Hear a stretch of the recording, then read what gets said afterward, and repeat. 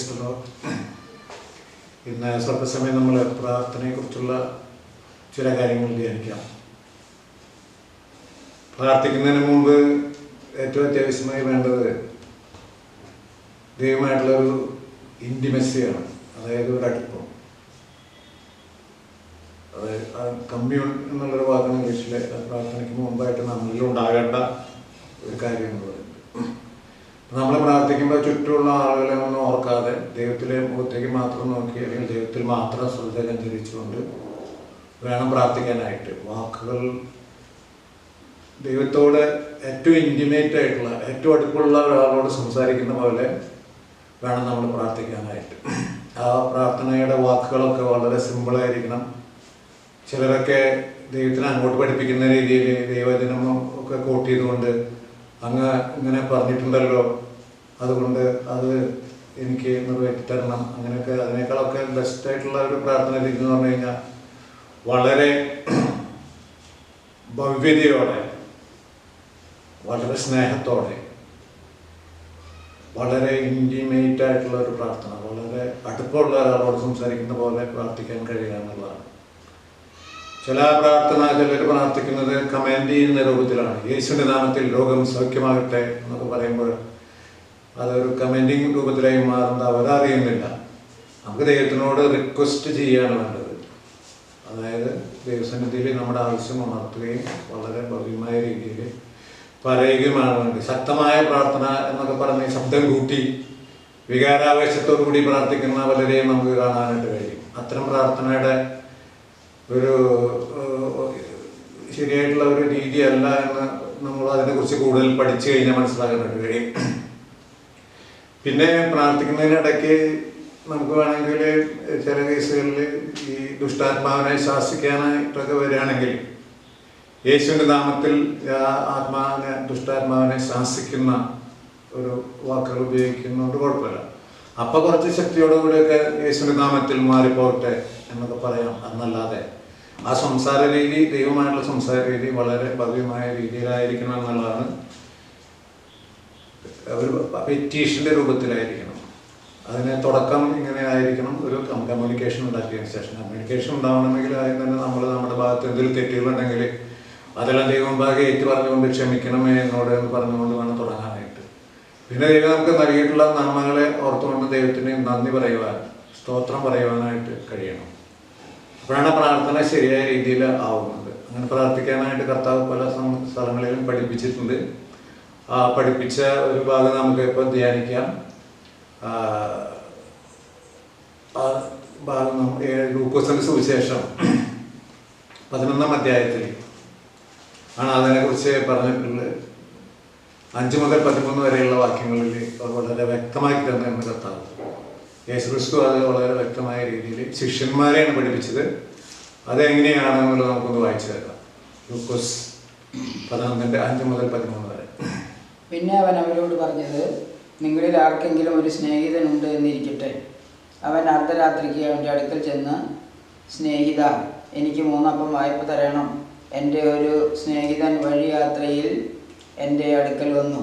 അവന് വിളമ്പിക്കൊടുപ്പാൻ എൻ്റെ പക്കൽ ഏതുമില്ല എന്ന് അവനോട് പറഞ്ഞാൽ, എന്നെ പ്രയാസപ്പെടുത്തരുത്, കതക് അടച്ചിരിക്കുന്നു, പൈതങ്ങളും എന്നോട് കൂടെ കിടക്കുന്നു, എഴുന്നേറ്റ് തരുവാൻ എനിക്ക് കഴിയുകയില്ല എന്ന് അകത്തുനിന്ന് ഉത്തരം പറഞ്ഞാലും അവൻ സ്നേഹിതനാകൊണ്ട് എഴുന്നേറ്റ് അവന് കൊടുക്കയില്ലെങ്കിലും അവൻ ലജ്ജ കൂടാതെ മുട്ടിക്ക നിമിത്തം എഴുന്നേറ്റ് അവന് വേണ്ടുന്നിടത്തോളം കൊടുക്കും എന്ന് ഞാൻ നിങ്ങളോട് പറയുന്നു. യാചിപ്പിൻ എന്നാൽ നിങ്ങൾക്ക് കിട്ടും, അന്വേഷിപ്പിൻ എന്നാൽ നിങ്ങൾ കണ്ടെത്തും, മുട്ടുവിൻ എന്നാൽ നിങ്ങൾക്ക് തുറക്കും. യാചിക്കുന്നവന് ഏവനും ലഭിക്കുന്നു, അന്വേഷിക്കുന്നവൻ കണ്ടെത്തുന്നു, മുട്ടുന്നവന് തുറക്കും എന്ന് ഞാൻ നിങ്ങളോട് പറയുന്നു. എന്നാൽ നിങ്ങളിൽ ഒരു അപ്പനോട് മകൻ അപ്പം ചോദിച്ചാൽ അവന് കല്ല് കൊടുക്കുമോ? അല്ല, മീൻ ചോദിച്ചാൽ മീനിന് പകരം പാമ്പിനെ കൊടുക്കുമോ? മുട്ട് ചോദിച്ചാൽ തേളിനെ കൊടുക്കുമോ? അങ്ങനെ ദോഷികളായ നിങ്ങൾ നിങ്ങളുടെ മക്കൾക്ക് നല്ല ദാനങ്ങളെ കൊടുപ്പാൻ അറിയുന്നുവെങ്കിൽ സ്വർഗസ്ഥനായ പിതാവ് തന്നോട് യാചിക്കുന്നവർക്ക് പരിശുദ്ധാത്മാവിനെ എത്ര അധികം കൊടുക്കും. അപ്പോൾ ദൈവസന്നിധിയിൽ നമ്മൾ ചോദിച്ചു കഴിഞ്ഞാൽ നമുക്കത് ലഭിക്കുമെന്നുള്ളതിൻ്റെ ഒരു ഉറപ്പ് മനസ്സിലാക്കി കൊടുക്കുകയാണ് ശിഷ്യന്മാർക്ക്. ഇവിടെ നിങ്ങൾ ചോദിച്ചു കഴിഞ്ഞാൽ നിങ്ങൾക്ക് പരിശുദ്ധാത്മാവിനെ ധാരാളമായി നൽകുക എന്നുള്ളതാണ് ഈ ഭാഗത്ത് രേഖപ്പെടുത്തിയിട്ടുള്ളത്. എന്നാൽ മത്തായിയുടെ സുവിശേഷത്തിലെ അത് കുറച്ചുകൂടി വ്യത്യസ്തമായ രീതിയിൽ മത്തായി 7 മുതൽ 11 വരെയുള്ള വാക്യങ്ങളിലേക്ക് പരിശുദ്ധാത്മാവിനെ നൽകുക എന്നുള്ളതല്ല, നമുക്ക് ധാരാളമായി നന്മ നൽകും, ഗുഡ് തിങ്സ് എന്നാണ് രേഖപ്പെടുത്തിയിട്ടുള്ളത്. അപ്പോൾ അവിടെ ഇത് തന്നെയാണ് രേഖപ്പെടുത്തിയിട്ടുള്ളത്. പക്ഷേ ഈ ലഭിക്കുന്ന കാര്യത്തിൽ 2 വ്യത്യസ്തമായ കാഴ്ചപ്പാടിലൂടെയാണ് 2 സുവിശേഷകന്മാരും രേഖപ്പെടുത്തിയിട്ടുള്ളത്. ഗുഡ് തിങ്സ് എന്ന് പറഞ്ഞാൽ പരിശുദ്ധാത്മാവും നമുക്ക് ലഭിക്കേണ്ട എല്ലാ നന്മകളും ഉൾപ്പെട്ടു കഴിഞ്ഞു. ഇവിടെ പരിശുദ്ധാത്മാവിന് ധാരാളമായി ലഭിക്കും എന്നുള്ള ഒരു വാഗ്ദാനമാണ് നമുക്ക് വായിച്ചു കേട്ടത്. ഒരു സ്നേഹിതൻ വന്ന് രാത്രിയിൽ ഉറങ്ങുന്ന ഒരാളോട് പറയുന്ന സംഭാഷണമാണ് രേഖപ്പെടുത്തിയിട്ടുള്ളത്. മറ്റേ സ്നേഹിതൻ്റെ വീട്ടിൽ ഒരു വഴിപോക്കൻ അർദ്ധരാത്രിക്ക് വരികയും അദ്ദേഹത്തിന് ഭക്ഷ്യപാനൊന്നും കൊടുക്കാൻ ഇല്ലാത്തൊരവസ്ഥ ഉണ്ടാവുകയും ചെയ്തപ്പോൾ അടുത്ത വീട്ടിൽ തൻ്റെ മറ്റൊരു സ്നേഹിതൻ്റെ അടുത്ത് ചെന്നിട്ട് കാര്യങ്ങളൊക്കെ പറഞ്ഞു. എൻ്റെ വീട്ടിൽ ഇങ്ങനെ ഒരു സ്നേഹിതൻ വന്നിട്ടുണ്ട്, അതിന് കൊടുക്കാനൊന്നുമില്ല, അതുകൊണ്ട് നീ എനിക്ക് കുറച്ച് അപ്പം കടമായിട്ട് തരണം എന്ന് പറയണം. അപ്പം അയാളെ ചില തടസ്സങ്ങൾ പറയുന്നു.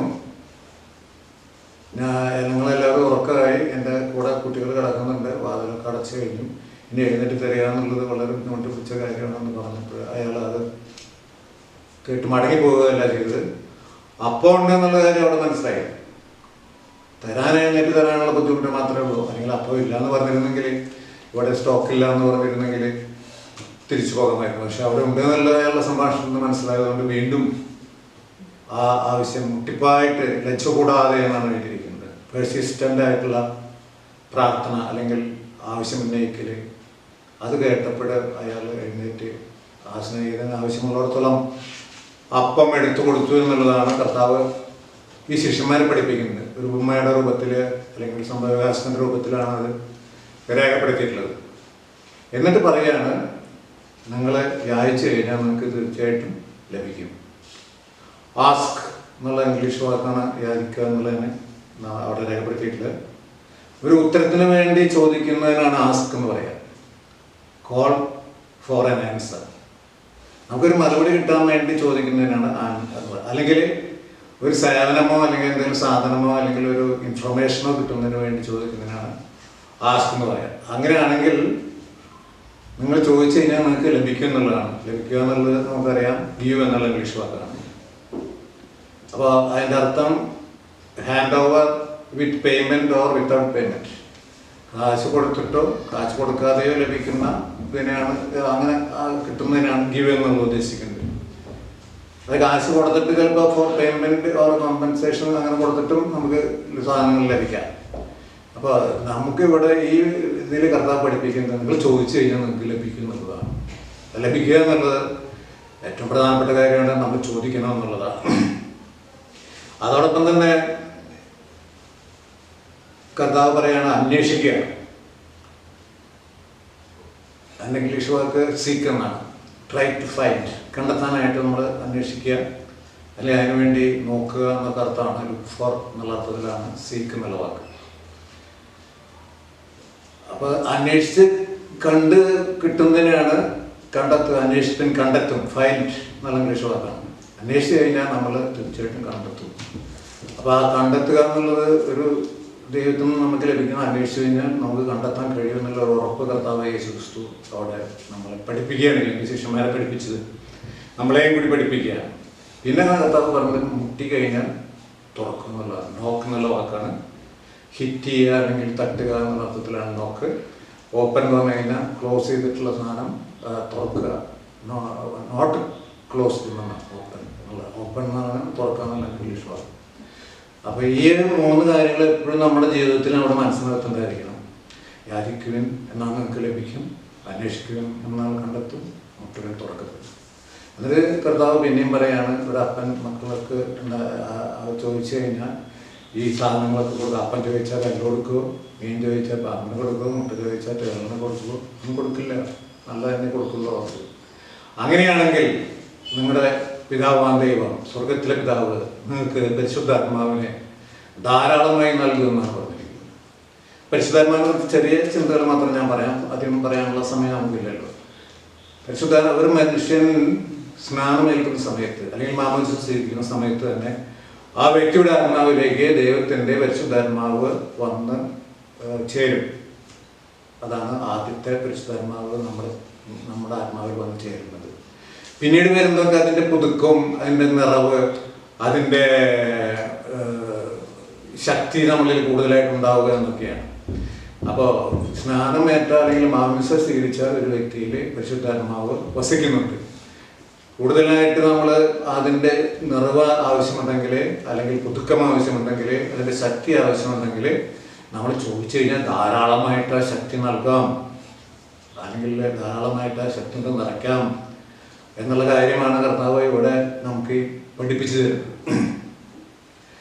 അതിൻ്റെ അടിസ്ഥാനത്തിലൊക്കെയാണ് ഈ പാട്ടാണ് നമ്മൾ പാടുന്നത്. പാട്ടുകാരൻ അത് അർത്ഥം ഉൾക്കൊണ്ടുകൊണ്ട് തന്നെ ആ പാട്ട് എഴുതിയിരിക്കുന്നത്. എൻ്റെ വരെയിൽ നമുക്കൊന്ന് പരിശുദ്ധാത്മാവേ ശക്തി പകർന്നിടണേ, പരിശുദ്ധാത്മാവേ ശക്തി പകർന്നിടണേ, അവിടുത്തെ ബലം ഞങ്ങൾക്ക് ആവശ്യമെന്ന് കർത്താവേ നീ അറിയുന്നു, അവിടുത്തെ ബലം ഞങ്ങൾക്ക് ആവശ്യമെന്ന് കർത്താവേ നീ അറിയുന്നു.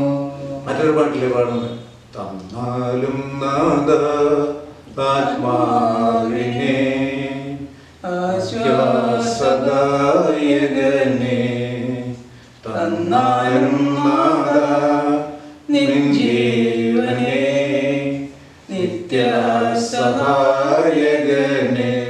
ചോദിച്ചു കഴിഞ്ഞാൽ ധാരാളമായിട്ട് പരിശുദ്ധാത്മാവിനെ നൽകാമെന്നുള്ളത് കർത്താവിൻ്റെ വാഗ്ദാനമാണ്. ആ പരിശുദ്ധാത്മാവിന്റെ ശക്തി നമ്മളിൽ നിറയും. പരിശുദ്ധാത്മാവിന്റെ എല്ലാ വിധത്തിലുള്ള അഭിഷേകം കൊണ്ട് നമ്മൾ നിറയും, പുതുക്കം കൊണ്ട് നിറയും എന്നുള്ളതാണ് ഇവിടെ പഠിപ്പിച്ചത്. ഈ മത്തായിയുടെ സുവിശേഷം 7-ാം അധ്യായത്തിൽ 7 മുതൽ 11 വരെയുള്ള വാക്യങ്ങളിൽ രേഖപ്പെടുത്തിയിട്ടുണ്ട്. അത് വായിക്കാൻ സമയക്രമം വായിക്കുന്നില്ല. അവിടെ നിങ്ങൾ ചോദിച്ചു കഴിഞ്ഞാൽ നിങ്ങൾക്ക് ഗുഡ് തിങ്സ്, നന്മകളെ എത്ര അധികമായിട്ട് നൽകാമെന്നുള്ളതാണ്. അപ്പം നമ്മുടെ ജീവിതത്തിൽ നമുക്ക് ആവശ്യമുള്ളതൊക്കെ ചോദിച്ചു കഴിഞ്ഞാൽ ദൈവം നമുക്ക് തരും എന്നുള്ളതാണ്. ചോദിക്കണം നമ്മൾ. ചോദിക്കുന്നതിന് മുമ്പായിട്ട് നമ്മൾ ചില കാര്യങ്ങൾ കൂടി മനസ്സിലാക്കണം. ഒന്ന്, നമ്മൾ വിശുദ്ധിയുള്ളവരായിരിക്കണം. ദൈവം വിശുദ്ധി കൂടാതെ ദൈവത്തിൻ്റെ അടുത്തേക്ക് നമുക്ക് എത്താൻ പറ്റില്ല. അപ്പം നമ്മുടെ ജീവിതത്തിൽ വന്ന തെറ്റുകൾ, കുറ്റങ്ങൾ, പാവങ്ങളൊക്കെ ദൈവം ഭാഗം ഏറ്റു പറഞ്ഞുകൊണ്ട് വിശുദ്ധരായിട്ട് വേണം പ്രാർത്ഥനയ്ക്കായിട്ട് ഇരിക്കാനായിട്ട്, ഇത് ചോദിക്കാനായിട്ടിരിക്കാനായിട്ട്. അതുപോലെ തന്നെ വിശ്വാസം കൂടാതെ ദൈവത്തെ പ്രസാദിക്കാനും കഴിയില്ല എന്ന് വചനം നമ്മൾ വായിക്കുന്നുണ്ട്. അപ്പോൾ ഈ രണ്ട് വിശുദ്ധിയും വിശ്വാസവും ഏറ്റവും പ്രധാനപ്പെട്ടതാണ്. നമുക്ക് ലഭിക്കണമെങ്കിൽ, നമ്മൾ അന്വേഷിച്ചാൽ കണ്ടെത്തണമെങ്കിൽ, നമുക്ക് മുട്ടിയാൽ തുറക്കപ്പെടണമെങ്കിൽ നമ്മൾ വിശുദ്ധിയുള്ളവരായിരിക്കണം. എന്തെങ്കിലും തെറ്റുകളോ കുറ്റങ്ങളൊക്കെ നമുക്ക് കണ്ടുപിടിക്കുകയോ മദ്യപാനമോ കൊലപാതകമോ അല്ലാതെ തന്നെ മറ്റ് തെറ്റുകൾ നമ്മുടെ ജീവിതത്തിൽ നമുക്കുണ്ടാവാം. അഹങ്കാരം ഉണ്ടാവാം, കോപം ഉണ്ടാവാം, അതുപോലെ തന്നെ നമുക്ക് പലതരത്തിലുള്ള മോഹങ്ങളുണ്ടാവും, അശുദ്ധിയിലേക്ക് നയിക്കുന്നത്. അതൊക്കെ ദൈവഭാഗ്യം ഏറ്റു പറഞ്ഞുകൊണ്ട് വേണം പ്രാർത്ഥനയ്ക്കായിട്ടിരിക്കാനായിട്ട്. പ്രാർത്ഥിക്കുമ്പോൾ ദൈവത്തെ നമ്മൾ കാണണം. ദൈവത്തിന് മറ്റ് ചുറ്റുള്ള ആളുകളെ കണ്ടിട്ട് അവരെ പ്രസാദിപ്പിക്കാൻ വേണ്ടിയല്ല പ്രാർത്ഥന. നമ്മുടെ ആവശ്യങ്ങൾ സിമ്പിളായിട്ട് ദൈവസന്നിധിയിൽ സമർപ്പിക്കുക എന്നുള്ളതാണ്. ദൈവത്തിന് സ്തോത്രം പറയുക എന്നുള്ളതാണ്. ദൈവത്തിന് നന്ദി പറയുക എന്നുള്ളത്, ദൈവമായിട്ടുള്ള ഇൻറ്റിമസിയിലേക്ക് വരിക എന്നുള്ളതാണ് പ്രാർത്ഥന എന്നുള്ളതുകൊണ്ട് ഉദ്ദേശിക്കുന്നത്. അപ്പോൾ ചോദിച്ചു കഴിഞ്ഞാൽ നമുക്ക് ധാരാളമായിട്ട് ലഭിക്കുക എന്നുള്ളതാണ്. അങ്ങനെ ചോദിച്ച് ലഭിച്ച ഒരു വ്യക്തിയെ കൂടി പരിചയപ്പെടുത്താൻ ഞാൻ പഴയ നിയമത്തിലാണത്. ദാവീദിൻ്റെ മകനായ, ദാവീദ് രാജാവിൻ്റെ മകനായ സലോമോൻ രാജാവ്. സലോമോൻ്റെ ചോദ്യവും അതിൻ്റെ ഉത്തരവും ചുരുക്കമായിട്ട് ഞാൻ പറയാം. 1 രാജാക്കന്മാർ 3-ാം അധ്യായത്തിൽ 5 മുതൽ 15 വരെയുള്ള വാക്യങ്ങളിലാണ് ഈ സംഭവം രേഖപ്പെടുത്തിയിട്ടുള്ളത്. 1 രാജാക്കന്മാർ 3-ാം അധ്യായം 5 മുതൽ 15 വരെ. അതായത് ഈ ശലോമോനെ യഹോവ ദൈവം ഒരു സ്വപ്നത്തിലാണ് പ്രത്യക്ഷപ്പെടുന്നത്. ഗിബെയോൻ എന്ന് പറഞ്ഞ സ്ഥലത്ത് വെച്ചാണ് അത് പ്രത്യക്ഷപ്പെടുന്നത്. അപ്പോൾ നിനക്ക് ആവശ്യമുള്ളത് എന്താണെങ്കിൽ ചോദിക്കാൻ പറഞ്ഞു. ഈ സ്വപ്നത്തിലാണ് കേട്ടോ. ദൈവം പലപ്പോഴും നമ്മളോട് സംസാരിക്കുന്നത് സ്വപ്നത്തിൽ കൂടിയായിരിക്കാം, ചില ദർശനങ്ങൾ കൂടിയായിരിക്കാം, ചില തോന്നലുകളിൽ കൂടിയായിരിക്കാം, ദൈവവചനം വായിക്കുമ്പോഴായിരിക്കാം, ദൈവവചനം കേൾക്കുമ്പോഴായിരിക്കാം, ദൈവത്തെ ആരാധിക്കുമ്പോഴായിരിക്കാം, ചില വ്യക്തികളുമായിട്ട് സംസാരിക്കുമ്പോഴൊക്കെ ആയിരിക്കാം ദൈവം നമ്മളുമായിട്ട് ഇടപെടുന്നത്. ഇവിടെ ഈ സലോമോൻ രാജാവിന് ദൈവം പ്രത്യക്ഷമായത് തൻ്റെ സ്വപ്നത്തിലൂടെയാണ്. അപ്പോൾ രാജാവിനോട് പറഞ്ഞ ആവശ്യമുള്ള ചോദിക്കാൻ പറഞ്ഞു. വരം ചോദിക്കുകയാണെന്നാണ് ബൈബിളിലെ മലയാള ബൈബിളിൽ രേഖപ്പെടുത്തിയിട്ടുള്ളത്. അപ്പോൾ ഈ ശലോമോൻ പറയാണ്, എൻ്റെ അപ്പൻ സത്യത്തോടും നീതിയോടും, അതായത് ദാവീദ് രാജാവ് സത്യത്തോടും നീതിയോടും ഹൃദയപരമാർത്ഥത്തോടും കൂടി നടന്നത് എനിക്കറിയാം. അപ്പം അതുകൊണ്ട് ഇത്രയും വലിയൊരു ജനതയെ, ഈ ഇസ്രായേൽ ജനതയെ, ലക്ഷക്കണക്കിനുള്ള ജനതയെ നയിക്കാനുള്ള വിവേകമുള്ള ഹൃദയം ദൈവമേ തരണമേ എന്നുള്ളതാണ് ചോദിച്ച ചോദ്യം. ഇവരെ നീതിയും ന്യായവും നടപ്പാക്കാൻ, തെറ്റും ശരിയും മനസ്സിലാക്കി ഈ ജനതയെ കൊണ്ടു നടക്കാനുള്ളതായ വിവേകമുള്ളൊരു ഹൃദയം തരണമെന്നുള്ളതാണ് ആ ചോദ്യം ഉണ്ടായത്. അങ്ങനെ ചോദിച്ച സമയത്ത് ദൈവം ആ ചോദ്യത്തിൽ വളരെയധികം പ്രസാദിക്കുകയും, മറ്റൊന്നുമല്ല ചോദിച്ചത്, വൈസ് ആയിട്ടുള്ള അണ്ടർസ്റ്റാൻഡിങ് ആയിട്ടുള്ള ഒരു ഹാർട്ട് എനിക്ക് തരണം എന്നുള്ളതാണ്. രണ്ട്, ജ്ഞാനം എന്നുള്ളത് നമുക്കറിയാം, വിസ്ഡം എന്ന് പറയുന്നത് വിവേകത്തോടു കൂടിയ ജ്ഞാനമാണ്. അല്ലെങ്കിൽ നമ്മൾ അവരുടെ അറിവുകളുടെ അടിസ്ഥാനത്തിൽ നമ്മുടെ ജീവിതത്തിലെ അനുഭവമായി ചേർന്നുകൊണ്ട് നമ്മുടെ ഉള്ളിൽ തന്നെ നമുക്ക് സ്വയമായിട്ടുണ്ടാകുന്ന ദൈവത്തിൻ്റെ ഒരു കൃപയാണ് വിവേകം എന്ന് പറയുന്നത്. ആ വിവേകം എനിക്ക് വേണമെന്നുള്ളതാണ് ചോദിച്ചത്. നമുക്ക് നോളജ് എന്ന് ഇംഗ്ലീഷ് വാക്കറിയാം, ഇത് ഇപ്പം ഇവിടെ ചോദിച്ച വാക്ക് വിസ്ഡം എന്നുള്ളതാണ്. നോളജ് എന്ന് പറഞ്ഞു കഴിഞ്ഞാൽ നമ്മൾ ആർജിച്ചെടുക്കുന്നതാണ്. നമ്മൾ വായിച്ചും പഠിച്ചും കേട്ടും അല്ലെങ്കിൽ പരിശീലിച്ചുമൊക്കെ എടുക്കുന്ന അറിവിനെയാണ് നമ്മൾ നോളജ് എന്ന് പറയുന്നത്. ഇവിടെ ഈ ശലോമോൻ രാജാവ് ചോദിച്ചത് വിവേകമുള്ള ഹൃദയം എനിക്ക് തരണം എന്നുള്ളതാണ്. അപ്പോൾ ദൈവം അവൻ്റെ ചോദ്യത്തിൽ വളരെയധികം പ്രസാദമുള്ള രീതിയിലായി തീരുകയും രാജാവിനോട് മറുപടി നൽകുന്നതാണ്. ആ മറുപടി ഇങ്ങനെയായിരുന്നു: വിവേകമുള്ള ഹൃദയത്തിന് പുറമെ സമ്പത്തും മഹത്വവും നിനക്ക് തരുന്നു എന്നുള്ളതാണ്. English walk wealth and owner എന്നുള്ളതാണ്.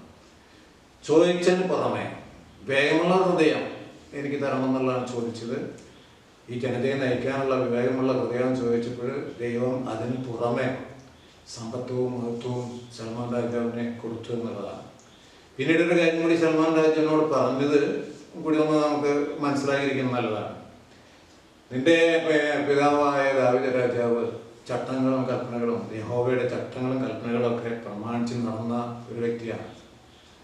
അതുപോലെ യഹോവയുടെ ചട്ടങ്ങളും പ്രമാണങ്ങളും നീ പ്രമാണിച്ച് അനുസരിച്ച് നടക്കുകയാണെങ്കിൽ നിനക്ക് ദീർഘായുസ് തരാം എന്നുള്ളൊരു കാര്യം കൂടി യഹോവ ആ സ്വപ്നത്തിൽ അവിടെ സംസാരിക്കുന്നതായിട്ട് നമുക്ക് കാണാനായിട്ട് കഴിയും. സ്വപ്നമാണെന്ന് കുറച്ച് കഴിഞ്ഞപ്പോൾ ഉണർന്നപ്പോൾ ശലോമോൻ രാജാവിന് മനസ്സിലായി.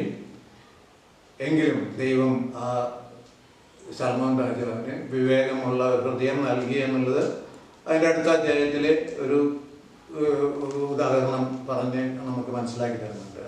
ആ രാജ്യത്തിലെ 2 സ്ത്രീകൾ കുട്ടിക്ക് വേണ്ടി ക്ലെയിമായിട്ട് വരികയും അത് നമുക്ക് എല്ലാവർക്കും അറിയാവുന്നതാണ്. അടുത്ത അധ്യായത്തിൽ അത് രേഖപ്പെടുത്തിയിട്ടുണ്ട്. അവിടെ തന്നെ അത് പ്രായോഗികമായിട്ട് ആ വിവേകമുള്ള ഹൃദയം അവിടെ കാണിക്കാനായിട്ടുള്ള ഒരു അവസരം നമ്മൾ കാണുന്നുണ്ട്. അപ്പോൾ വിവേകം നമ്മുടെ പ്രാർത്ഥനയിലും അങ്ങനെ വിവേകമുള്ള ഒരു ഹൃദയം വേണമെന്ന് നമുക്ക് പ്രാർത്ഥിക്കാനായിട്ട് കഴിയണം. എനിക്ക് ഏറ്റവും പ്രധാനപ്പെട്ട ലോകത്തിൽ നമുക്ക് മുന്നോട്ട് വിജയകരമായ ഒരു ജീവിതം നയിക്കാൻ ആവശ്യമുള്ളതാണ് വിവേകം ഉണ്ടായിരിക്കുക എന്നുള്ളത്. നമുക്ക് വേണ്ട കാര്യങ്ങൾ വേണ്ട സമയത്ത് വേണ്ട പോലെ ചെയ്യാനുള്ള ഒരു അവസ്ഥയ്ക്കാണ് വിവേകം എന്ന് പറയുന്നത്. അപ്പോൾ നമുക്ക് തെറ്റുപറ്റാത്ത രീതിയിൽ കാര്യങ്ങൾ മുന്നോട്ട് കൊണ്ടുപോകാനും അതിന് നമ്മളെ നയിക്കാനും ഈ ദൈവകൃപ നമ്മുടെ കൂടെ ഉണ്ടെങ്കിൽ മാത്രമേ വിവേകം നമുക്ക് ഉണ്ടാവുള്ളൂ. അല്ലെങ്കിൽ നമ്മൾ ചിന്തിക്കുന്നതായിരിക്കില്ല ശരി, മറ്റു പലതായിരിക്കാം. ദൈവം നമ്മുടെ കൂടെ ഉണ്ടെങ്കിൽ നമുക്ക് വിവേകമുള്ള ഒരു ഹൃദയം വേണമെന്ന് ദൈവത്തോട് ചോദിച്ച് വിവേകമുള്ള ഹൃദയത്തിൽ ഉടമയായി ജീവിതം വിജയകരമാക്കാനായിട്ട് കഴിയും. അതാണ് ഏറ്റവും പ്രധാനപ്പെട്ട കാര്യം എന്ന് പറയുന്നത്. നമ്മുടെ ജീവിതത്തിൽ പ്രാർത്ഥനയ്ക്ക് ഉത്തരം ലഭിക്കുക എന്നുള്ളത്. ഇവിടെ ഈ ശലോമോൻ രാജാവിനെ പ്രാർത്ഥിച്ച സമയത്ത് തന്നെ ഉത്തരം ലഭിച്ചതായിട്ട് അദ്ദേഹത്തിൻ്റെ സ്വപ്നത്തിലാണെങ്കിൽ പോലും ലഭിച്ചതായിട്ട് നമുക്ക് കാണും. എൻ്റെ ജീവിതത്തിൽ അതുപോലെ തന്നെ എനിക്കും പറയാൻ കഴിയും. എൻ്റെ ജീവിതത്തിൽ പ്രാർത്ഥിച്ച ഉടനെ തന്നെ എനിക്ക് ഉത്തരം ലഭിച്ചതായിട്ട് എനിക്ക് ചെറിയ ചെറിയ ദൈവകൃപ ലഭിച്ചതിനെ കുറിച്ച് ഞാനൊന്ന് പറയാം. ഞാൻ 10ാം ക്ലാസ്സിൽ പഠിച്ചുകൊണ്ടിരിക്കുന്ന സമയത്ത് എനിക്ക് ഏറ്റവും 10-15 വയസ്സേ ഉള്ളൂ. ഏറ്റവും ബുദ്ധിമുട്ടുള്ള വിഷയം എന്ന് പറഞ്ഞത് ഹിന്ദിയായിരുന്നു. അപ്പോൾ ഹിന്ദി എത്ര പഠിച്ചാലും അത് ബൈഹാർട്ട് പഠിച്ചാലും ഒന്നും എനിക്ക് അത് അങ്ങോട്ട് പരീക്ഷ പേപ്പറിൽ അങ്ങോട്ട് എഴുതി രേഖപ്പെടുത്തി വെക്കാൻ പറ്റാത്തൊരു അവസ്ഥ. അങ്ങനെ പരീക്ഷ എല്ലാം കഴിഞ്ഞു.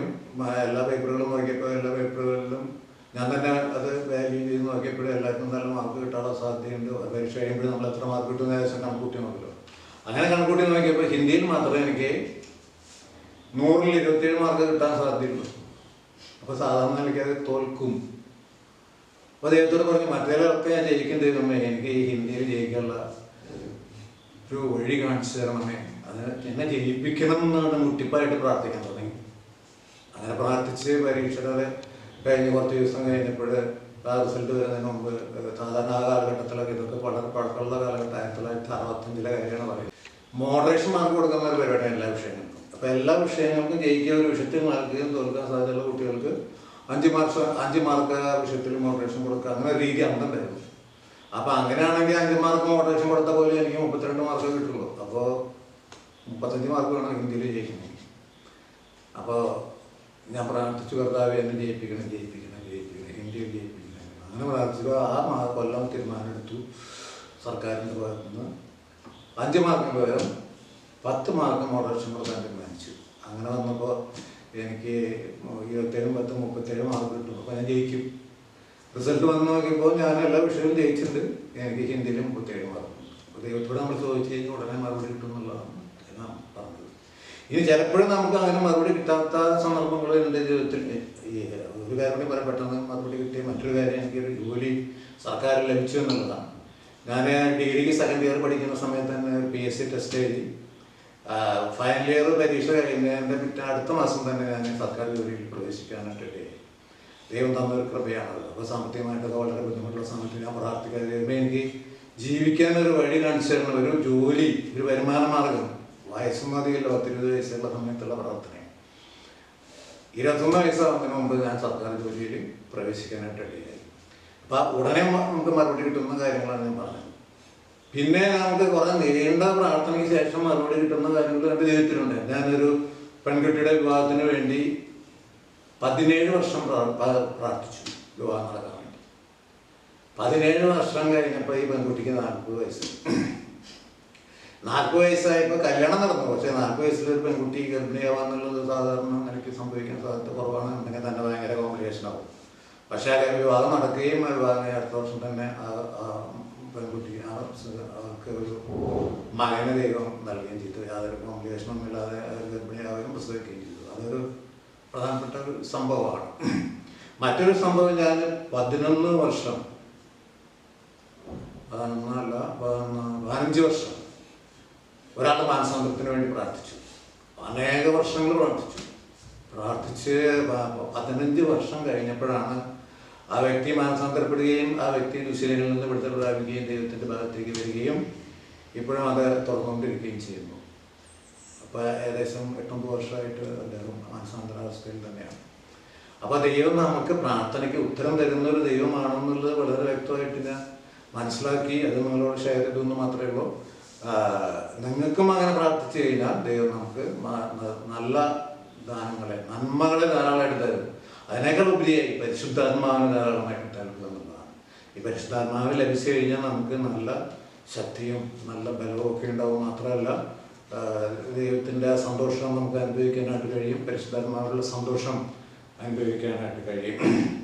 പ്രാർത്ഥനയെക്കുറിച്ച് ഈ യാക്കോബ് ശ്ലീഹ പറയുന്ന ഒരു കാര്യം കൂടിയും ഓർത്തുകൊണ്ട് നമുക്ക് ആ കാര്യങ്ങളിൽ യാക്കോബ് ശ്ലീഹയുടെ ലേഖനം 5-ാം അധ്യായത്തിലാണ് പറയുന്നത്. 5-ാം അധ്യായത്തിൽ യാക്കോബ് ശ്ലീഹയുടെ 5-ാം അധ്യായത്തിലുള്ള ചില ഭാഗങ്ങൾ കൂടി നമുക്ക് വായിച്ച് കേൾക്കാം.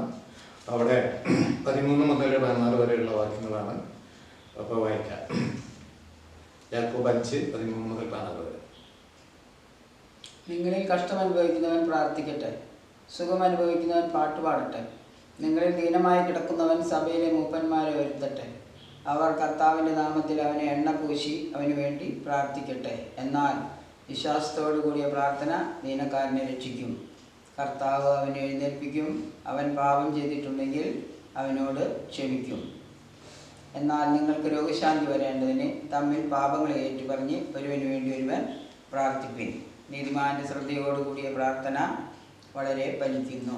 അപ്പോൾ യാക്കോബിൻ്റെ ഈ ലേഖനത്തിൽ പറയാണ്, നീതിമാന്റെ ശ്രദ്ധയോടുകൂടിയ പ്രാർത്ഥന വളരെ ഫലിക്കുന്നു എന്ന് വെച്ച് കഴിഞ്ഞാൽ അതിനൊരു റിസൾട്ട് ഉണ്ടായിരിക്കും, അതിനൊരു റിപ്ലൈ ഉണ്ടായിരിക്കും, അതിനൊരു ആൻസർ ഉണ്ടായിരിക്കും. അത് കഷ്ടം അനുഭവിക്കുന്നവർ പ്രാർത്ഥിക്കണം, സുഖം അനുഭവിക്കുന്നവർ ദൈവത്തെ മഹത്വപ്പെടുത്തുവാൻ പാട്ടുപാടി സ്തോത്രം ചെയ്ത് ദൈവത്തെ ആരാധിക്കുകയും ചെയ്യണം. രോഗികളായിരിക്കുന്നവരെ സഭയിലെ മൂപ്പന്മാരെയോ അല്ലെങ്കിൽ അച്ഛന്മാരെയോ ഒക്കെ വരുത്തി തൈലം പൂശി പ്രാർത്ഥിക്കണം. അതോടൊപ്പം തന്നെ അവർ പാപങ്ങൾ ഏറ്റുപറയണമെന്നുള്ളതാണ്. ഈ വചനം നമ്മുടെ ജീവിതത്തിലെ പ്രായോഗികമാക്കാൻ നമുക്ക് സാധാരണ ഈ അപ്പോസ്തലിക് സഭകളിൽ, റോമൻ കത്തോലിക്സിലെ അന്തികൂദാസം എന്ന് പറയും, മറ്റു സഭകളിൽ രോഗികളുടെ തൈലാഭിഷേകം കൊണ്ടൊരു കൂദാശയുണ്ട്. അപ്പോൾ സാധാരണ അത് എല്ലാവരും മരിക്കാൻ പോകുന്നു എന്ന് കാണുമ്പോഴാണ് ഇതൊക്കെ കൊടുക്കുക, കുമ്പസാരിപ്പിക്കുകയും കുർബാന അവർക്ക് അപ്പവും മീനൊക്കെ കൊടുക്കുകയൊക്കെ ചെയ്യുന്നത് അങ്ങനെയാണ്. അപ്പോൾ അത് സ്വീകരിച്ചു എന്ന് പറഞ്ഞു കഴിഞ്ഞാൽ പിന്നെ അയാൾ അധികകാലം ഉണ്ടാവില്ല എന്നാണ് ജനങ്ങളുടെ തെറ്റായ ഒരു ധാരണ എന്ന് പറയുന്നത്. പക്ഷേ അങ്ങനെയൊന്നുമല്ല. ആ സ്വീകരിച്ചു കഴിഞ്ഞാൽ ദൈവം നമുക്ക് സൗഖ്യം തരികയും രോഗത്തിൽ നിന്ന് പൂർണ്ണമായി വിടുതൽ നൽകുകയും ആശ്വാസം നൽകുകയും ചെയ്യും.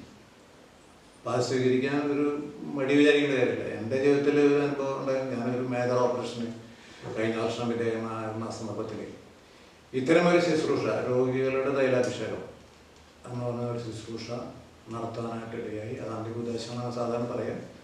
അത് സ്വീകരിച്ചതിന് ശേഷം എനിക്കിപ്പോൾ ഒരു കുഴപ്പമുണ്ടായിട്ടില്ല. ഞാൻ ഒരു വർഷമായിട്ട് ഇപ്പോൾ ഒരു പ്രശ്നങ്ങൾ അധികമൊന്നുമില്ലാതെ തന്നെ ജീവിച്ചിരിക്കുന്നു എന്നുള്ളതാണ്. അപ്പോൾ ഈ വചനം നമ്മൾ പ്രായോഗികമാക്കണം. അതായത് രോഗികളെ മൂപ്പന്മാരെ വരുത്തി എണ്ണ പൂശി പ്രാർത്ഥിക്കട്ടെ. അത് യാക്കോബ് പറയുന്ന ഭാഗം നമ്മൾ വളരെ അത് തെറ്റായ രീതിയിൽ പലരും മനസ്സിലാക്കി അങ്ങനെ പേടിച്ചിരിക്കുന്ന ആൾക്കാരുണ്ട്. അവർ പാപങ്ങൾ ഏറ്റി പറയട്ടെ എന്ന് പറഞ്ഞു കഴിഞ്ഞാൽ അവർ കുമ്പസാരമുള്ള സഭയിലാണെങ്കിൽ കുമ്പസാരിക്കുകയും വിശ്വകുർബാന സ്വീകരിക്കുകയും ചെയ്യണം. അപ്പോൾ അവരുടെ രോഗത്തിന് സൗഖ്യം ഉണ്ടാവുന്നതാണ്. മാത്രമല്ല ആ വചനം വളരെ പ്രധാനപ്പെട്ട ഒരു വചനം അവിടെ രേഖപ്പെടുത്തിയിട്ടുള്ളത്, നീതിമാന്റെ ശ്രദ്ധയോടുകൂടിയ പ്രാർത്ഥന വളരെ ഫലിക്കുന്നു എന്നുള്ളതാണ്. അപ്പോൾ നമ്മൾ മറ്റുള്ളവർക്ക് വേണ്ടി പ്രാർത്ഥിക്കുമ്പോൾ നമ്മൾ നീതിമാന്മാരാണെന്നുള്ളൊരു ബോധ്യം നമുക്കുണ്ടായിരിക്കണം. നമ്മൾ തെറ്റുകളൊക്കെ ഏറ്റ് പറഞ്ഞുകൊണ്ട് വിശുദ്ധിയോടെ വിശ്വാസത്തോടെ ദൈവസന്നിധിയിൽ പ്രാർത്ഥിക്കാനായിട്ട് നമുക്ക് കഴിയണം. ഇതിൽ യാക്കോബിൻ്റെ ലേഖനത്തിൽ പറയുന്ന മറ്റൊരു കാര്യം, പ്രവൃത്തിയില്ലാത്ത വിശ്വാസം നിശ്ചയമാണെന്നാണ്. അപ്പോൾ നമ്മൾ ദൈവത്തിൽ വിശ്വസിക്കുന്നതോടോ ഈ കാര്യങ്ങളൊക്കെ വിശ്വസിക്കുന്നതോടൊപ്പം തന്നെ നമുക്ക് വേണ്ടി നമ്മൾ പ്രവർത്തിക്കാനായിട്ട് ചില കാര്യങ്ങൾ ദൈവം പറയും. പഴയകാലത്ത് പഴയ കാരണന്മാരൊക്കെ പറയുന്നൊരു പഴമൊഴി പോലെയുള്ളൊരു വാക്യമാണ്, താൻ പാതി ദൈവം പാതി. ദൈവത്തിന് ചെയ്യാനുള്ള കാര്യങ്ങൾ ദൈവം ചെന്നുറപ്പിന് നമ്മളും ചില കാര്യങ്ങൾ ചെയ്യേണ്ടതായിട്ടുണ്ട്. അത് നമ്മൾ വിശുദ്ധിയിലേക്ക് വരണം, നമ്മുടെ വിശ്വാസം വർദ്ധിപ്പിക്കണം, നമ്മൾ ദൈവമായിട്ട് നല്ല ബന്ധത്തിലായിരിക്കണം. അപ്പോൾ നമുക്ക് വേണ്ടി പ്രാർത്ഥിക്കാനും മറ്റുള്ളവർക്ക് വേണ്ടി പ്രാർത്ഥിക്കാനും കഴിയും. വിശുദ്ധമായ ഒരു അവസ്ഥയിൽ നമ്മൾ പ്രാർത്ഥിക്കുമ്പോൾ വളരെ സിമ്പിളായിട്ട് പ്രാർത്ഥിക്കാനായിട്ട് കഴിയും. മറ്റുള്ളവർ കേൾക്കാൻ വേണ്ടി പ്രാർത്ഥിക്കുകയല്ല, രോഗികളുടെ അടുത്ത് പോയി പ്രാർത്ഥിക്കുമ്പോഴും അതുപോലെ തന്നെ ദൈവമേ സൗഖ്യം നൽകണമേ എന്ന് പ്രാർത്ഥിച്ച നീതിമാന്റെ ശ്രദ്ധയോടുകൂടിയ പ്രാർത്ഥന വളരെ ഫലിക്കുന്നതാണ് പറയുന്നത്. അപ്പോൾ ഈ കാര്യങ്ങളാണ് നമ്മളെ ദൈവസന്നിധിയിൽ സമർപ്പിച്ചത്, നമ്മുടെ ചിന്തയ്ക്കായിട്ട് കൊണ്ടുവന്നത്. എപ്പോഴും ഈ ലൂക്കോസിൻ്റെ സുവിശേഷത്തിൽ 11-ാം അധ്യായത്തിൽ 5 മുതൽ 13 വരെയുള്ള വാക്യങ്ങളൊക്കെ നമ്മൾ വായിച്ചു കേട്ടു. അവിടെ ഏറ്റവും പ്രധാനപ്പെട്ട കാര്യങ്ങളൊക്കെ നമ്മൾ മനസ്സിലാക്കി. ചോദിച്ചു കഴിഞ്ഞാൽ പരിശുദ്ധാത്മാവിന് ധാരാളമായി നൽകുന്നുള്ളതാണ്.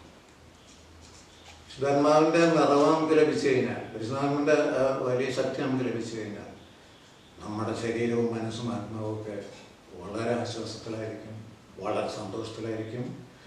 എല്ലാവിധ അസ്വസ്ഥതകളും നമുക്ക് വിടുതൽ ലഭിക്കും. പരിശുദ്ധാത്മാവ് ആശ്വാസദായകനാണ്, സഹായകനാണ്, നമുക്ക് വേണ്ടി പക്ഷപാതം ചെയ്യുന്നവനാണ്, സത്യത്തിൽ നമ്മളെ നടത്തുന്ന ആത്മാവാണ്. ആ ആത്മാവിനെ നമ്മൾ ചോദിച്ച് ധാരാളമായിട്ട് ആ ശക്തി കൊണ്ട് നിറയണം.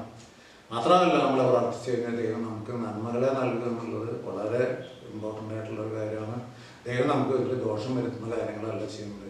എനിക്ക് ഇന്ന കാര്യം വേണം ദൈവമേ എന്ന് ദൈവസന്നിധിയിൽ വ്യക്തമായിട്ട് പ്രാർത്ഥിച്ചു കഴിഞ്ഞാൽ ആ കാര്യം ദൈവം നടത്തിത്തരും. അങ്ങനെ ഒരു ദൈവത്തെയാണ് നമ്മൾ ആരാധിക്കുന്നത്. ആ ദൈവത്തിൽ നിന്ന് ആ അനുഗ്രഹങ്ങൾ വാങ്ങിച്ചെടുക്കുക എന്നുള്ളതാണ് നമ്മുടെ ചുമതല എന്ന് പറയുന്നത്. അപ്പം നമ്മൾ പ്രാർത്ഥിക്കുമ്പോഴേ ദൈവം നമുക്ക് നൽകുക എന്നുള്ളത് ദൈവത്തിൻ്റെ ഒരു വാഗ്ദാനമാണ്. അന്വേഷിച്ചാൽ കണ്ടെത്തും, മുട്ടിയാൽ തുറക്കപ്പെടും എന്നുള്ളത് നമ്മുടെ മനസ്സിനകത്ത് എപ്പോഴും ഉണ്ടായിരിക്കേണ്ടതാണ്. നിരാശ കൊണ്ട് നമ്മൾ ആയി പോകാനിടയായത്. ഇപ്പോൾ ഈ കൊറോണ കാലഘട്ടത്തിൽ പലരും പ്രചരിപ്പിക്കുന്ന ഒരു കാര്യം, ഈ മഹാമാരി കൊണ്ട് ഈ ലോകം അവസാനിക്കുന്നുള്ളതാണ്. ഇത് അന്ത്യകാലത്തിൻ്റെ ഒരു അടയാളമാണ്. ഈ വൈറസ് കംപ്ലീറ്റ് ലോകത്തെ മുഴുവൻ നശിപ്പിച്ചു കളയും എന്നുള്ളതാണ്. മനുഷ്യരാശിയെ തന്നെ അവസാനിപ്പിക്കും, ഭൂമി തന്നെ അവസാനിക്കും, ലോകത്തിൻ്റെ ലോകാവസാനം എന്നൊക്കെ പറയുന്ന ആളുകൾ. അങ്ങനെയൊന്നും ദൈവം ചെയ്യില്ല. ദൈവം നന്മകളാണ് മനുഷ്യരാശി ചെയ്യുക. മനുഷ്യൻ ഏറ്റവും നല്ല രീതിയിലായിരിക്കണം എന്നുള്ളതിന് ചിലപ്പോൾ ഇതുപോലുള്ള അസുഖങ്ങളൊക്കെ വരുമ്പോൾ അവർ കൂടുതൽ മാനസാന്തരപ്പെടുകയും തെറ്റായ വഴിയിൽ നിന്നൊക്കെ മാറുകയൊക്കെ ചെയ്യും. പക്ഷേ ദൈവം നമ്മളെ തീർച്ചയായിട്ടും അതിൽ നിന്ന് വിടുതൽ നൽകും. ഇപ്പോൾ നമുക്കറിയാം, അതിനുള്ള വാക്സിൻ, പ്രതിരോധ കുത്തിവയ്പ്പിനുള്ള മരുന്നൊക്കെ കണ്ടുപിടിക്കപ്പെട്ട് കഴിഞ്ഞിരിക്കുന്നത് മനുഷ്യരിൽ പരീക്ഷിച്ചുകൊണ്ട് ഇരിക്കുന്നു. അത് വന്നു കഴിഞ്ഞാൽ നമുക്ക് ആ രോഗത്തിൽ നിന്ന് പരിപൂർണമായ സൗഖ്യം നേടാനായിട്ട് കഴിയും, രോഗം വരാതെ ഇരിക്കാനായിട്ട് കഴിയും. ഇപ്പോഴും നമുക്കത് വരാതെ ഇരിക്കാനായിട്ട് കഴിയും. ചില കാര്യങ്ങൾ പ്രത്യേകമായി ശ്രദ്ധിക്കുന്നത് മാത്രമേ ഉള്ളൂ. രോഗികളുമായിട്ടുള്ള അകലം പാലിക്കണം, അത് പലരും ചെയ്യാറില്ല, വലിയ കൂട്ടത്തിലൊക്കെ പോയി നിൽക്കുകയാണ്. അതുപോലെ തന്നെ മാസ്ക് ധരിക്കണം. ഓരോ ദിവസം 5000-ത്തിലാണ് ആളുകൾ മാസ്ക് ധരിക്കാത്താണ് പോലീസുകാർ ചാർജ് ചെയ്യുന്നത്. കൈ കഴുകണം, അത് വേണ്ട വിധത്തിൽ കഴുകാനായിട്ട് തയ്യാറാവാറില്ല. 20 സെക്കൻഡ് എടുത്തിട്ട് എല്ലാ ഭാഗവും കൈയിൻ്റെ സോപ്പും വെള്ളം ഉപയോഗിച്ച് കഴുകി വൃത്തിയാക്കണം. അതുപോലെ തന്നെ നമ്മൾ പറ്റാത്ത സന്ദർഭങ്ങളിൽ സാനിറ്റൈസർ ഉപയോഗിച്ച് അല്ലെങ്കിൽ മരുന്ന് ഉപയോഗിച്ച് നമ്മുടെ കൈ കഴുകുകയൊക്കെ ചെയ്ത് കഴിഞ്ഞാൽ നമുക്ക് ഒരു പരിധി വരെ കൺട്രോൾ ചെയ്യാനായിട്ട് കഴിയും. അത് ചെയ്യുന്നില്ല എന്നുള്ളതാണ്. അത് ചെയ്ത് കഴിഞ്ഞാൽ തീർച്ചയായിട്ടും നമുക്കത് കഴിയുമെന്നുള്ളതാണ്. അപ്പോൾ നശിപ്പിക്കാനല്ല ദൈവം ഈ മഹാമാരി കൊടുക്കുന്നത്. നമുക്ക് പ്രത്യാശയോടെയിരിക്കുക. അടുത്ത 1-2-3 മാസങ്ങൾക്കുള്ളിൽ ഇതിനെ നമുക്ക് പിടിച്ച് കെട്ടാനായിട്ട് കഴിയും എന്നുള്ളത് ഒരു വസ്തുതയാണ്. ദൈവം നമ്മൾ ദോഷമായിട്ട് ഒന്നും ചെയ്യില്ല. ദൈവം നമ്മൾ അനുഗ്രഹിക്കും. പക്ഷെ നമ്മൾ പ്രാർത്ഥിക്കണം. ഈ പ്രതിരോധ മരുന്ന്, ഈ വാക്സിൻ കണ്ടുപിടിക്കാൻ ശ്രമിച്ചുകൊണ്ടിരിക്കുന്ന ആളുകൾക്ക് വേണ്ടി നമ്മൾ പ്രാർത്ഥിക്കണം. അവർക്ക് ബുദ്ധി കൊടുക്കണം കർത്താവേ, അവരെ അത് പ്രകാശിപ്പിച്ച് ആ വാക്സിൻ ശരിയായ രീതിയിൽ ആയിരിക്കാൻ തൊക്കണം, പരീക്ഷണം ജയിക്കാൻ തൊക്കണം, ശക്തിപ്പെടുത്തണമേ. അതുപോലെ തന്നെ രോഗ ശുശ്രൂഷയ്ക്ക് വേണ്ടി കഷ്ടപ്പെടുന്ന ഡോക്ടർമാർ, നഴ്സുമാർ, ആരോഗ്യ പ്രവർത്തകർ, ആശുപത്രി, മറ്റു ജീവനക്കാരെ, ലാബിലുള്ളവരൊക്കെ കഷ്ടപ്പെടുകയാണ്. അവരെല്ലാം അനുഗ്രഹിക്കണം, ശക്തിപ്പെടുത്തണം, അവർക്ക് രോഗം വരാതെ കാത്തുകൊള്ളണം എന്നൊക്കെ നമ്മൾ പ്രാർത്ഥിക്കേണ്ടതുണ്ട്. പോലീസുകാരെ അവരെത്ര ബുദ്ധിമുട്ടിയാണ് ജനത്തിനെ കൺട്രോൾ ചെയ്യുന്നതും അത് നിയമപാലനം നടത്തുന്നതും. അവരെയും അനുഗ്രഹിക്കണം, പ്രാർത്ഥിക്കണം. ആ മേഖലയിൽ പ്രവർത്തിക്കുന്ന സകല ആൾക്കാരെയും അനുഗ്രഹിക്കണമെന്ന് നമ്മൾ പ്രാർത്ഥിച്ചു കഴിഞ്ഞാൽ പ്രാർത്ഥന ദൈവം കേൾക്കും. യാചിക്കുവിൻ എന്നാൽ നിങ്ങൾക്ക് ലഭിക്കും. അങ്ങനെ ഈ കഷ്ടകാലം മാറിപ്പോകും. ദൈവം നമ്മളെ അനുഗ്രഹിക്കും. നല്ലൊരു കാലത്തിലേക്ക് നമുക്കിവിടെ പഴയ പോലെ ജനുവരിക്ക് മുമ്പുള്ള 2019 ആ കാലഘട്ടം നമുക്ക് ഓർക്കാം. ആ സമയത്തുണ്ടായിരുന്ന എല്ലാ കാര്യങ്ങളും നമുക്ക് ചെയ്യാനൊക്കെ വേണം. ദൈവം നമ്മളെ അനുഗ്രഹിക്കും. ഈ വചനങ്ങളാൽ ദൈവം നമ്മളെ അനുഗ്രഹിക്കട്ടെ. നമുക്ക് പ്രാർത്ഥിക്കാം. അല്പസമയം നമുക്ക് ദൈവസന്നിധിയിൽ പ്രാർത്ഥിക്കാം, ദൈവമായിട്ടുള്ള ബന്ധത്തിൽ പ്രാർത്ഥിക്കാം. Hallelujah, hallelujah, hallelujah, hallelujah. സ്തോത്രം, സ്തോത്രം, സ്തോത്രം കർത്താവേ. നന്ദി കർത്താവേ, സ്തുതി കർത്താവേ. ഈ സമയത്തിനായി നിന്നെ സ്തുതിക്കുന്നു, സ്തോത്രം ചെയ്യുന്നു കർത്താവേ. ദൈവമേ, അവിടുന്ന് കർത്താവ് നിമിഷം വരെ ഞങ്ങൾ തന്ന ജീവനായി നിന്നെ സ്തുതിക്കുന്നു, സ്തോത്രം ചെയ്യുന്നു ദൈവമേ. അവിടുന്ന് കർത്താവെ മത്തായി എഴുതിയ സുവിശേഷത്തിലൂടെ കടന്നു പോകാൻ അവിടുന്ന് ഇടയായി കർത്താവെ. മത്തായി 7:7 പറഞ്ഞ് യാചിപ്പിനെന്നാൽ നിങ്ങൾക്ക് ലഭിക്കും, അന്വേഷിപ്പിൻ കണ്ടെത്തും, മുട്ടുവിനെന്നാൽ തുറക്കപ്പെടുമെന്ന് പറഞ്ഞ് യേശു തമ്പുരാനെ അത് തന്നെ ലൂക്കോസിന്റെ 11-ാം അധ്യായത്തിൽ കൂടി കടന്നു പോകുമ്പോഴും നമ്മൾ കാണുന്നു കർത്താവെ. അവിടുന്ന് ആ വചനങ്ങളാൽ കർത്താവ് ഞങ്ങളെ നിറച്ചതിനായി സ്തോത്രം ചെയ്യുന്നു ദൈവമേ. ഈ ലോകത്തിൻ്റെ അവസ്ഥയിൽ കർത്താവെ, ഭൂലോകം മുഴുവനും പടർന്നു പിടിച്ചിരിക്കുന്ന ഈ ലോകത്തിൻ്റെ അവസ്ഥയിൽ നിന്നോട് യാചിപ്പാൻ തക്കവണ്ണം, അവിടുന്ന് നിന്നോട് മുട്ടിക്കൊണ്ടിരിപ്പാൻ തക്കവണ്ണം ഞങ്ങളുടെ ഹൃദയങ്ങളെ നീ തുറക്കണമേ എന്ന് പ്രാർത്ഥിക്കുന്നു കർത്താവെ. എല്ലാ മക്കളുടെ ഹൃദയങ്ങളെ തുറന്ന് കർത്താവെ നിന്റെ സന്നിധിയിലേക്ക് നിലവിളികൾ ഉയരുവാൻ തക്കവണ്ണം സഹായിക്കണമേ. ഹൃദയം ശുദ്ധിയുള്ളതും പരിശുദ്ധമായുമായ കർത്താവ് നിന്നോട് പ്രാർത്ഥിപ്പാൻ തക്കവണ്ണം ഞങ്ങളുടെ ഹൃദയങ്ങളെ, ശരീരത്തെ, മനസ്സിനെയും ശുദ്ധിയുള്ളതാക്കി തീർക്കണമേ എന്ന് പ്രാർത്ഥിക്കുന്നു കർത്താവെ. ദൈവമേ, അവിടുന്ന് മുട്ടിപ്പായി പ്രാർത്ഥിച്ചാൽ, അവിടുന്ന് ചോദിച്ചുകൊണ്ടിരുന്നാൽ നീ തരുമെന്ന് വചനങ്ങളിൽ കൂടി ഞങ്ങളോട് പറഞ്ഞതിനായി സ്തോത്രം ചെയ്യുന്നു ദൈവമേ. കൊറോണ വൈറസിനെ നിന്റെ കരങ്ങളിലേക്ക് തരുന്നു ദൈവമേ. അവിടുന്ന് യാക്കോബ് ശ്ലീഹയുടെ ലേഖനത്തിലൂടെ അവിടുന്ന് പറഞ്ഞു കർത്താവ്, ഒരുവന് വേണ്ടി പ്രാർത്ഥിപ്പിൻ, നീതിമാന്റെ പ്രാർത്ഥന ശ്രദ്ധയോടെ കേൾക്കുന്ന ദൈവമാണെന്ന് അറിയുവാനിടയായതിനാൽ അവിടുന്ന് നിന്നെ സ്തുതിക്കുന്നു, സ്തോത്രം ചെയ്യുന്നു കർത്താവെ. അവിടുന്ന് ദാവീദ് പ്രാർത്ഥിച്ചു കർത്താവെ, പരമാർത്ഥ ഹൃദയത്തോടുകൂടി പ്രാർത്ഥിപ്പാൻ തക്കവണ്ണം അവിടുന്ന് വേണ്ട ശക്തി എനിക്ക് നൽകണമേ എന്ന് പ്രാർത്ഥിച്ച് ആ സമയത്ത് ശലോമോനെ അവിടുന്ന് ശക്തി നീ കൊടുത്തതിനായി സ്തോത്രം ചെയ്യുന്നു ദൈവമേ. അവിടുന്ന് നിന്റെ കൃപ ഞങ്ങളിലേക്ക് ഒഴുകണമേ എന്ന് പ്രാർത്ഥിക്കുന്നു ദൈവമേ. നിന്നോട് യാചിക്കുന്നു കർത്താവെ. ഭൂലോകം മുഴുവനും പടർന്നു പിടിച്ചിരിക്കുന്ന ഈ കൊറോണ വൈറസിനെതിരെ പ്രാർത്ഥിപ്പാൻ തക്കവണ്ണം എല്ലാ മക്കളെയും സജ്ജരാക്കണമേ എന്ന് പ്രാർത്ഥിക്കുന്നു ദൈവമേ. ഞങ്ങളുടെ ഹൃദയങ്ങൾ നിന്റെ സന്നിധിയിലേക്ക് പകരുവാൻ തക്കവണ്ണം സഹായിക്കണമേ. ഓരോ മക്കളെയും അനുഗ്രഹിക്കണമേ എന്ന് പ്രാർത്ഥിക്കുന്നു. എല്ലാ രോഗികളുടെ മേലും നിന്റെ കരമയ്ക്കണമേ എന്ന് പ്രാർത്ഥിക്കുന്നു കർത്താവേ. ദൈവമേ, മനുഷ്യന് അസാധ്യമായ ഈ അസാധ്യത്തിലേക്ക് നീ കടന്നു വരണമേ. അസാധ്യങ്ങളെ സാധ്യമാക്കുന്ന ദൈവമേ, അവിടുന്ന് നിന്റെ പരിശുദ്ധാത്മാവിനെ അയച്ചേ അവിടുന്ന് കർത്താവെ എല്ലാവരെയും സൗഖ്യമാക്കണമേ എന്ന് പ്രാർത്ഥിക്കുന്നു കർത്താവെ. എന്നോട് ചോദിച്ചാൽ എത്രയധികം പരിശുദ്ധാത്മാവിനെ നൽകാമെന്ന് വാഗ്ദത്തം ചെയ്ത യേശു തമ്പുരാനെ, പരിശുദ്ധാത്മാവിനെ ചോദിച്ചു വാങ്ങുവാൻ തക്കവണ്ണമല്ല മക്കൾക്കും സഹായം ചെയ്യണമേ എന്ന് പ്രാർത്ഥിക്കുന്നു കർത്താവെ. അവരുടെ ഉള്ളങ്ങളെ തുറക്കണമേ എന്ന് പ്രാർത്ഥിക്കുന്നു ദൈവമേ. സ്വന്തം മക്കൾക്ക് നല്ല കാര്യങ്ങൾ ചെയ്തു കൊടുക്കുവാൻ സാധിക്കുന്ന ഈ സമയത്ത് അവിടുന്ന് തൻ്റെ പിതാവായ ദൈവത്തോട് ചോദിച്ചാൽ എത്രയധികം പരിശുദ്ധാത്മാവിനെ നൽകാമെന്ന് വാഗ്ദത്തം ചെയ്ത യേശു തമ്പുരാനെ, അവിടുന്ന് കർത്താവ് പരിശുദ്ധാത്മാവിനെ നൽകി എല്ലാവരെയും സഹായിക്കണമേ, ശക്തിപ്പെടുത്തണമേ എന്ന് പ്രാർത്ഥിക്കുന്നു. കൊറോണ വൈറസ് ബാധിച്ചു കിടക്കുന്ന എല്ലാ രോഗികളുടെ അടുക്കിലേക്കും കടന്നു ചെല്ലണമേ. ലോകമെമ്പാടും വ്യാപിച്ചു കിടക്കുന്ന സ്ഥലങ്ങളിൽ കർത്താവെ, എല്ലാ രാഷ്ട്രങ്ങളിലേക്കും നീ കടന്നു ചെല്ലണമേ എന്ന് പ്രാർത്ഥിക്കുന്നു കർത്താവെ. ഞങ്ങളുടെ രാജ്യത്തിലേക്ക് നീ കടന്നു വരണമേ എന്ന് പ്രാർത്ഥിക്കുന്നു ദൈവമേ. ദൈവകോപം ഞങ്ങളുടെ മേലെ അവിടുന്ന് ആക്കല്ലേ എന്ന് പ്രാർത്ഥിക്കുന്നു ദൈവമേ. കരുണ തോന്നണമേ, മക്കളോട് മനസ്സറിയണമേ എന്ന് പ്രാർത്ഥിക്കുന്നു കർത്താവെ. എല്ലാ രോഗികളോട് മനസ്സറിയണമേ എന്ന് പ്രാർത്ഥിക്കുന്നു ദൈവമേ. അവരെ തുടർമേ സ്പർശിക്കണമേ എന്ന് പ്രാർത്ഥിക്കുന്നു കർത്താവെ. ആ വൈറസിനെ നിർവീര്യമാക്കുവാൻ നിന്റെ വലതുകര നീട്ടണമേ എന്ന് പ്രാർത്ഥിക്കുന്നു കർത്താവെ. ആ ജനങ്ങളുടെ മേൽ കർത്താവ്, രോഗികളുടെ മേലെല്ലാം നിന്റെ കരം നീട്ടണമേ. എല്ലാ ആസ്പത്രികളുടെ മേലും നിന്റെ കരം നീട്ടണമേ എന്ന് പ്രാർത്ഥിക്കുന്നു കർത്താവെ. എല്ലാ മെഡിക്കൽ സെന്ററുകളും നിന്റെ കരങ്ങളിലേക്ക് തരുന്നു, മെഡിക്കൽ കോളേജുകളും നിന്റെ കരങ്ങളിലേക്ക് തരുന്നു കർത്താവെ. എല്ലാ ഡോക്ടേഴ്സും നഴ്സുമാരും നിന്റെ കരങ്ങളിലേക്ക് തരുന്നു ദൈവമേ. അവിടെയുള്ള എല്ലാ രോഗികളെയും തരുന്നു കർത്താവെ. ക്വാറന്റൈനിൽ കിടക്കുന്ന എല്ലാ കർത്താവെ, രോഗം ബാധിക്കുമ്പോൾ പേടിച്ച് കിടക്കുന്ന എല്ലാവരെയും നിന്റെ കരങ്ങളിലേക്ക് തരുന്നു ദൈവമേ. ഇന്ന് വെന്റിലേറ്ററിൽ കിടക്കുന്നവരെ സമർപ്പിക്കുന്നു കർത്താവ്. ഐസൊലേഷൻ വാർഡിലുള്ളവരെ സമർപ്പിക്കുന്നു ദൈവമേ. ലാബ് ടെക്നീഷ്യന്മാരെ സമർപ്പിക്കുന്നു, ഫാർമസിസ്റ്റുകളെ സമർപ്പിക്കുന്നു, നഴ്സിംഗസ്റ്റുമാരെ സമർപ്പിക്കുന്നു ദൈവമേ. ആംബുലൻസ് ഡ്രൈവർമാരെ സമർപ്പിക്കുന്നു, പോലീസുകാരെ സമർപ്പിക്കുന്നു ദൈവമേ. അതിനുവേണ്ടി ഓടി നടക്കുന്ന എല്ലാ ആരോഗ്യ പ്രവർത്തകരെ നീ സംരക്ഷിക്കണമേ എന്ന് പ്രാർത്ഥിക്കുന്നു ദൈവമേ. അവരോട് കരുണ കാണിക്കണമേ എന്ന് പ്രാർത്ഥിക്കുന്നു. എല്ലാ രോഗികളോടും കരുണ കാണിക്കണമേ. ഭയം അവിടുന്ന് നിറഞ്ഞിരിക്കുന്ന വ്യക്തികളിലേക്ക് നീ കടന്നു ചെല്ലണമേ എന്ന് പ്രാർത്ഥിക്കുന്നു. അവർക്ക് ആശ്വാസം കൊടുക്കണമേ എന്ന് പ്രാർത്ഥിക്കുന്നു. നിരാശയാൽ കഴിയുന്ന രോഗികളുടെ അടുക്കിലേക്ക് നീ കടന്നു ചെല്ലണമേ എന്ന് പ്രാർത്ഥിക്കുന്നു കർത്താവേ. നിന്റെ പക്കൽ മാത്രമേ അതിന് രക്ഷയുള്ളൂ എന്ന് പറഞ്ഞ് നിന്റെ അടുക്കിലേക്ക് കണ്ണുകളെ തുറക്കുവാൻ തക്കണം അവരെ സഹായിക്കണമേ എന്ന് പ്രാർത്ഥിക്കുന്നു. ഓരോ രോഗികൾക്കും അവിടുന്ന് കർത്താവെ വേണ്ട സൗഖ്യം നൽകി അനുഗ്രഹിക്കണമേ എന്ന് പ്രാർത്ഥിക്കുന്നു കർത്താവെ. ദൈവമേ, നിന്റെ ശക്തി കൊണ്ട് നിറയ്ക്കണമേ എന്ന് പ്രാർത്ഥിക്കുന്നു കർത്താവ്. പുതിയ മരുന്നുകൾ കണ്ടുപിടിച്ച് കർത്താവ് എത്രയും പെട്ടെന്ന് ഈ വൈറസിനെ നിർവീര്യമാക്കുവാൻ തക്കവണ്ണം ദൈവമേ അവിടുന്ന് ശാസ്ത്രജ്ഞന്മാരിൽ കൂടി പ്രവർത്തിക്കണമേ എന്ന് പ്രാർത്ഥിക്കുന്നു. കണ്ടുപിടിക്കുന്ന മരുന്നുകൾ പരിക്കുവാൻ തക്കവണ്ണം സഹായിക്കണമേ. എല്ലാ രോഗികളുടെ അത് പ്രവർത്തിക്കുവാൻ തക്കവണ്ണം അവിടുന്ന് അതിൻ്റെ ഫലം കാണുവാൻ തക്കവണ്ണം അവിടുന്ന് ഇടയാക്കണമേ എന്ന് പ്രാർത്ഥിക്കുന്നു കർത്താവെ. ദൂരദേശത്തുള്ള എല്ലാ മക്കളെയും സമർപ്പിക്കും, ഗൾഫ് നാട്ടിലുള്ള എല്ലാവരെയും സമർപ്പിക്കുന്നു കർത്താവെ. ദൈവമേ, ഭാര്യത്തിൽ ഭർത്താവത്തിൽ കുഞ്ഞുങ്ങളത്തിലായി കഴിയുന്ന അനേക വ്യക്തികളുണ്ട് കർത്താവെ. അവരുടെ ഭവനങ്ങളിലേക്കെല്ലാം കടന്നു ചെല്ലണമേ, ആശ്വസിപ്പിക്കണമേ കർത്താവെ. ഭക്ഷണമില്ലാതെ കഴിയുന്നവരുണ്ട് കർത്താവെ, മരുന്നുകൾ കിട്ടാതെ കർത്താവെ, വൃദ്ധജനങ്ങൾ കർത്താവെ, എല്ലാവരുടെ അടുക്കിലേക്കും കടന്നു ചെല്ലണമേ, എല്ലാവരും ആശ്വസിപ്പിക്കണമേ എന്ന് പ്രാർത്ഥിക്കുന്നു കർത്താവെ. ഈ പൈശാചിക അന്ധകാര ശക്തികൾ ലോകത്തിൽ നിന്ന് വിട്ടുപോകാൻ തക്കവണ്ണം സഹായിക്കണമേ. ഈ വൈറസിനെ, ബാക്ടീരിയ, ഫംഗസിനെ എല്ലാം നശിപ്പിക്കുന്ന ദൈവത്തിന്റെ പരിശുദ്ധാത്മാവേ, അവിടുന്ന് നിന്റെ തിരക്തം അവിടുന്ന് എല്ലാ രോഗികളുടെ മേലും തെളിക്കണമേ എന്ന് പ്രാർത്ഥിക്കുന്നു. തിരക്തത്തിന്റെ ശക്തിയാൽ എല്ലാ രോഗാണുക്കളും നിർവീര്യമായി പോട്ടെ എന്ന് പ്രാർത്ഥിക്കുന്നു കർത്താവെ. നിന്റെ കാൽവരി ക്രൂസിലെ ദൈവ സ്നേഹം കൊണ്ട് നിറയുവാൻ തക്കവണ്ണം എല്ലാ രോഗികളോടും കരുണ കാണിക്കണമേ എന്ന് പ്രാർത്ഥിക്കുന്നു കർത്താവെ. നിന്റെ മുഖത്തേക്ക് നോക്കിയിടാൻ ലജ്ജിതരായിട്ടില്ല കർത്താവെ. എല്ലാ രോഗികളും നീ മാറോട് അണക്കണമേ, എല്ലാവർക്കും സൗഖ്യം നൽകണമേ, എല്ലാവർക്കും ശാന്തി സമാധാനം നൽകണമേ എന്ന് പ്രാർത്ഥിക്കുന്നു കർത്താവെ. എല്ലാം ജീവനേശ്വരന്റെ നാമത്തിൽ അപേക്ഷിക്കുന്നു, കൃപയോടെ കേൾക്കുമാറാകണമേ.